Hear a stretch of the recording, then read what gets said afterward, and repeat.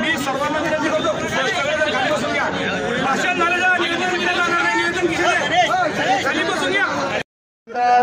नानासाहेब आगळे साहेब, आदरणीय पाचेगाव विभागाचे डीवायएसपी आदरणीय येरोळे साहेब, आमची आपल्या मार्फत राज्य सरकारला नम्र विनंती आहे की आमच्या धनगर समाजाच्या आरक्षणाच्या संदर्भामध्ये एसटीचं प्रमाणपत्र आपण तात्काळ राज्य सरकारला आमची मागणी. पण तुम्ही बोलताय ना, तुम्ही याचं समजा नाही तुम्हाला. या ठिकाणी राज्य सरकारला माझी विनंती सर आपल्या माध्यमातून